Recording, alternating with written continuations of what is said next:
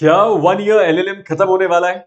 इस साल 2025 में हमें एलएलएम करना चाहिए या नहीं? और आखिरकार एलएलएम जितने भी लोगों ने इससे पहले किया उन सबका भविष्य क्या है? 1 ईयर एलएलएम वालों का इन तीनों के तीनों सवालों का जवाब मैं आपको दूंगा आज के अपने इस वीडियो में।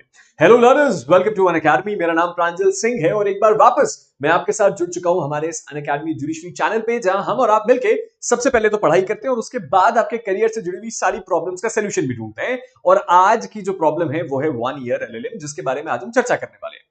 मैंने इससे पहले कुछ वीडियोस आपके लिए बनाए जहां पे मैंने आपको इस बारे में बहुत प्रॉपर्ली गाइड किया कि ये 1 ईयर एलएलएम में एक्चुअल में चल क्या रहा है।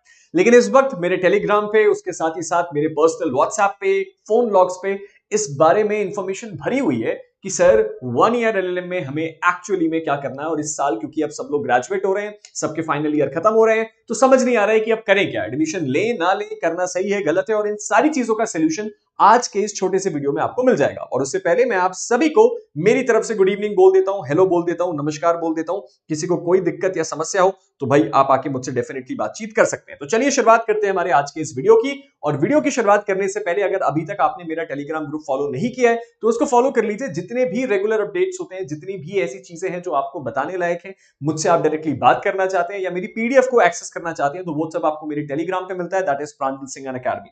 चलिए शुरू करते हैं। अब बेसिकली मैं आज का ये वीडियो शुरुआत करूंगा एक सवाल के साथ, और वो सवाल ये है कि अब क्या करें।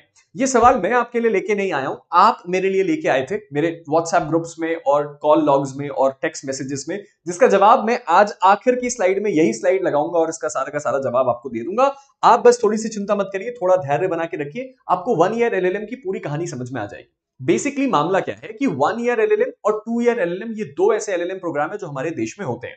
और अगर आपको ना पता हो तो हमारे देश में 1 ईयर सबसे पॉपुलर एलएलएम प्रोग्राम है।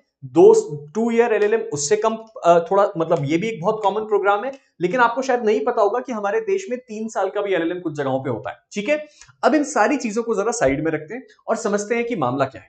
मामला 2 महीने पहले का है। 2 महीने पहले एक ऐसी न्यूज आई जहां पे हमें यह पता चला कि मद्रास हाईकोर्ट ने क्या किया है, अपहोल्ड कर दिया है 1 ईयर एलएलएम की वैलिडिटी को, जब गवर्नमेंट में और गवर्नमेंट ऑर्गेनाइजेशन में अपॉइंटमेंट हो रहा था।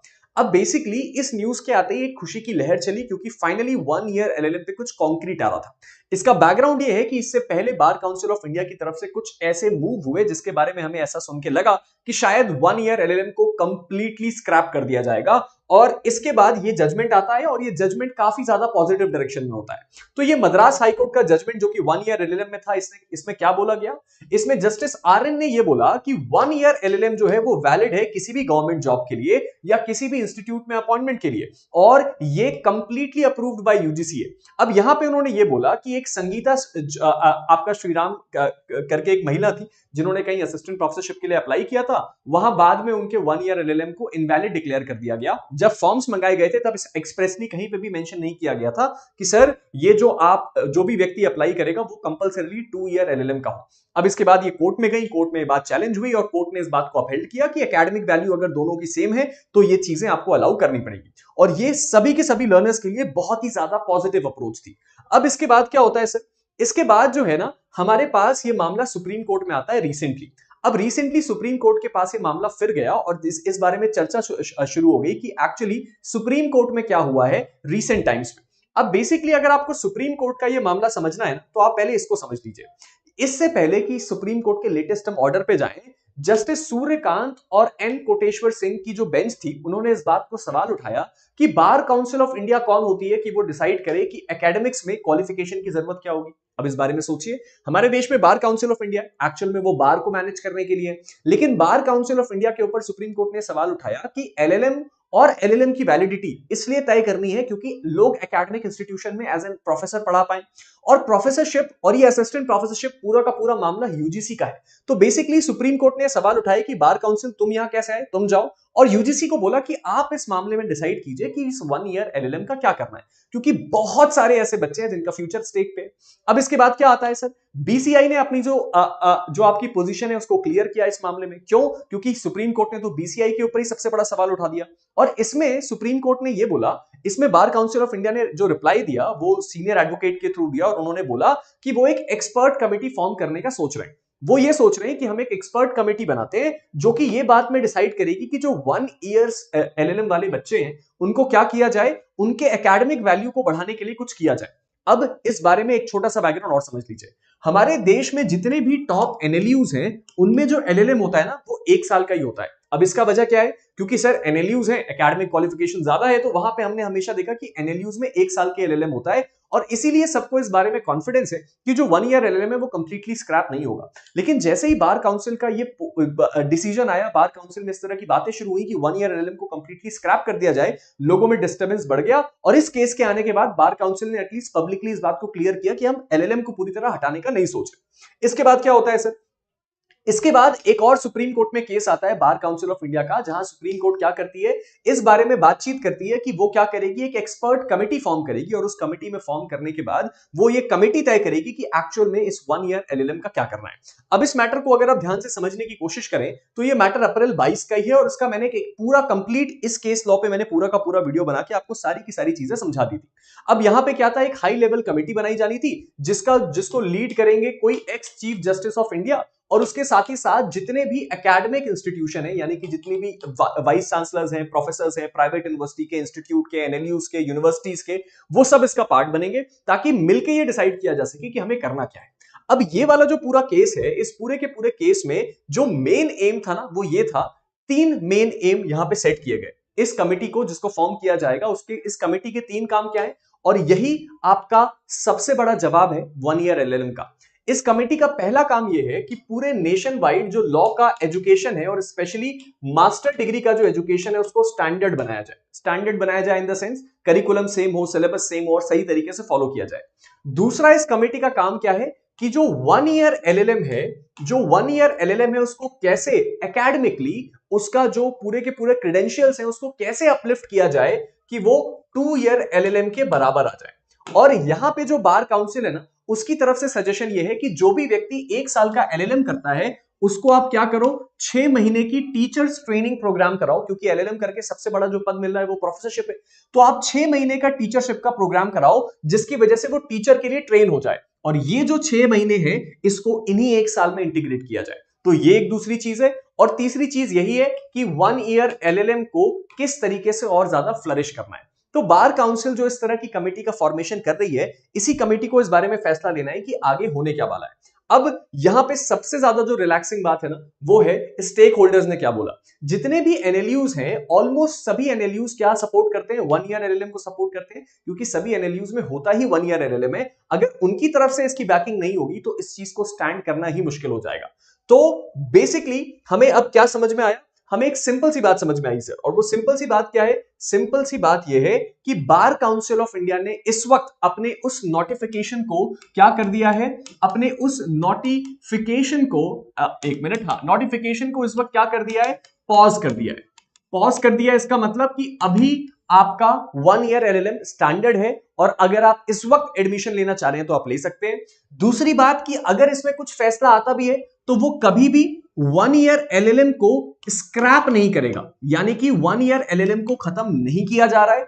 1 year LLM as it is यही रहने वाला है। आपके लिए जो चीज होने वाली है वो क्या है, वो ये होने वाला है कि 1 ईयर एलएलएम प्रोग्राम के अंदर कुछ नए एडिशंस किए जाएंगे, टीचर्स ट्रेनिंग का प्रोग्राम लाया जाएगा जिसके कारण इसकी क्रेडिबिलिटी बढ़ सकती है। इसका मतलब अगर तुम इस साल एलएलएम करना चाहते हो तो क्या करो, 100% करो, कोई प्रॉब्लम नहीं है। बस 2 चीजों का ध्यान रखना, अगर आप अपना 1 साल का एलएलएम इस साल करना चाहते हैं तो सबसे पहले तो क्लैट को आपने अटेम्प्ट अगर किया है तो सर आप एनएलयू फर्स्ट टारगेट रखिए।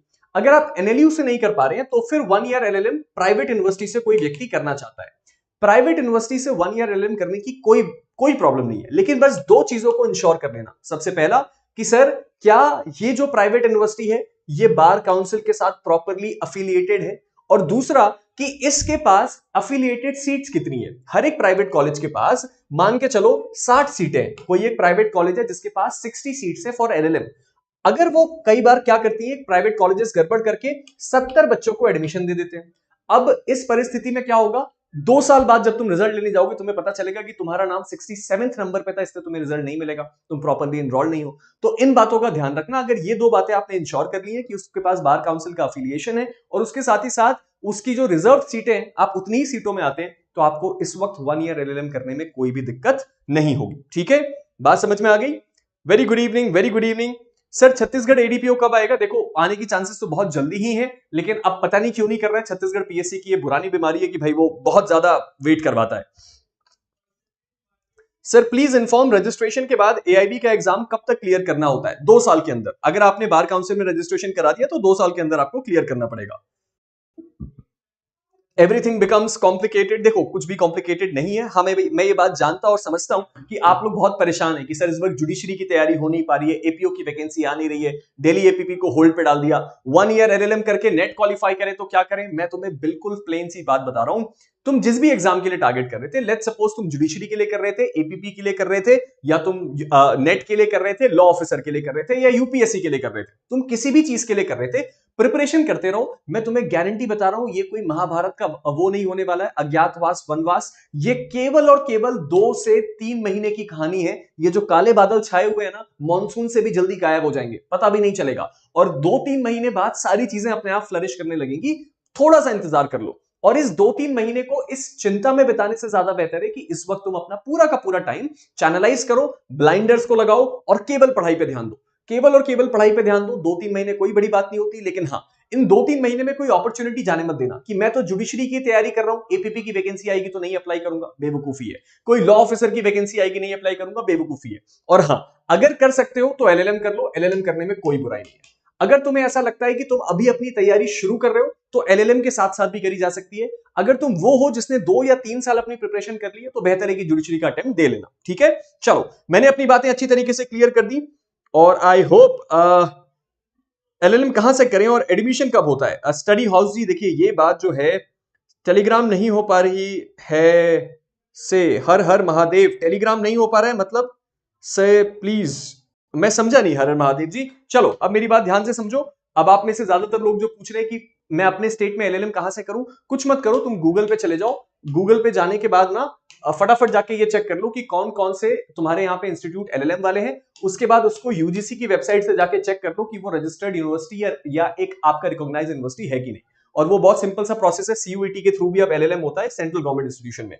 तो आज के इस वीडियो को खत्म करते हैं। अब आप चाहें तो मुझे टेलीग्राम पे फॉलो कर लेते हैं, कर सकते हैं, मेरे सारे अपडेट्स यहीं मिलते हैं। अगर किसी का और सवाल है यहां आके पूछ लेना। और जाने से पहले वो बात बताते हुए जाना चाहता हूं, आप जिस चीज का बेसब्री से इंतजार कर रहे थे वो चीज हम लेके आ चुके हैं। वो चीज क्या है सर? वो चीज है कि आपने हमसे बोला कि ऑफर कब आया कब चला गया, हमें तो पता ही नहीं चला, हमें चाहिए हमें चाहिए। तो आ गया सर 28,499 रुपए में। आपको क्या मिल रहा है? आपको मिल रहा है सर 28,499 में 2 साल का जुडिशरी सब्सक्रिप्शन। लेकिन मजेदार बात यह है कि अगर 3 साल का ये प्रैक्टिस रूल आ गया, मेरा दिल कहता है कि नहीं आएगा, लेकिन अगर आ गया तो हमें डैमेज कंट्रोल करना है। तो डैमेज कंट्रोल के लिए आपको 3 साल का जुडिशरी सब्सक्रिप्शन और फ्री, यानी कि टोटल 5 साल का जुडिशरी सब्सक्रिप्शन 28,499। मैथ्स अच्छी है तो डिवाइड करके देखो, 5,500 रुपए का एवरेज निकलता है पर ईयर। अगर आप इस ऑफर को अवेल करना चाहते हैं तो मेरा कोड इस्तेमाल कीजिए PS। अगर आप PS कोड का इस्तेमाल करते हैं तो क्या नया मिल जाएगा सर? डिस्काउंट तो मिलेगा ही, लेकिन उसके साथ साथ एक बड़ी एक्साइटिंग चीज भी मिलेगी। जो भी लर्नर मेरा कोड इस्तेमाल करके प्लेटफॉर्म पे आता है उसको कुछ मेरे एक्सक्लूसिव बेनिफिट्स मिलते हैं अनअकैडमी प्लेटफॉर्म पे, जिसका आप फायदा उठा सकते हैं। उसके साथ ही साथ एक और बात का ध्यान रखिएगा, वो क्या है सर? जुडिशरी आइकॉनिक प्रो, एक ऐसा ब्रेन चाइल्ड अनअकैडमी का जिसके ऊपर बहुत समय से काम चल रहा था कि एक ऐसा ऑनलाइन प्लेटफॉर्म तैयार किया जाए जहां एक लर्नर ऑनलाइन की बेस्ट कोचिंग ले, लेकिन ऑफलाइन के फील के साथ। यानी कि आपका फेवरेट एजुकेटर, जितनों की यहां फोटो लगी हुई है, आप खुद से चुनेंगे कि मैं इन एजुकेटर को अपना पर्सनल मेंटोर बनाना चाहता हूं, और वो एजुकेटर पर्सनली आपके साथ 1-to-1 बैठ के आपको गाइड करेंगे, प्लान आउट करेंगे, आपके लिए सेशंस को वो मैनेज करेंगे, कैसे आपका स्टडी प्लान हो, ये सारी की सारी चीजें आपको एजुकेटर करके देता है। तो ये एक आइकॉनिक प्रो है। इसके लिए भी आप मेरा कोड PS यूज कर सकते हैं, आपको इस वक्त 60% ऑफ मिल जाएगा। उसके साथ ही साथ हमारा जुडिशरी स्कॉलरशिप टेस्ट यहां आ चुका है, जहां आपको 120 सवालों के जवाब देने हैं 90 मिनट में। बेसिकली ये एक ऐसा टेस्ट है जो हम ही लोग, यानी कि इंडिया के टॉप एजुकेटर्स क्यूरेट करते हैं। और अगर आपने इस टेस्ट में अच्छा परफॉर्म किया तो पहली बात तो एक फ्री टेस्ट है, आओ आके टेस्ट दे दो। और अगर तुमने इसमें अच्छा परफॉर्म किया तो तुम्हें 100% तक की स्कॉलरशिप मिलती है, यानी कि पूरा अनअकैडमी प्लेटफॉर्म के जुडिशरी का एक्सेस कंप्लीटली फ्री।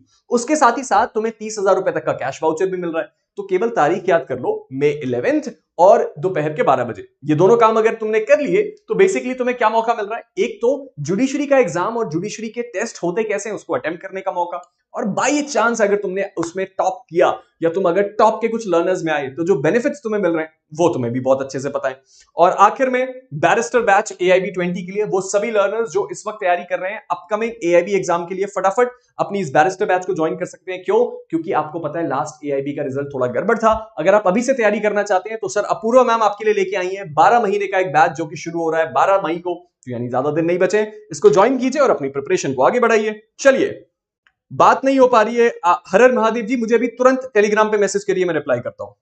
चलो, thank you so much guys, see you all very soon, take care, Tata.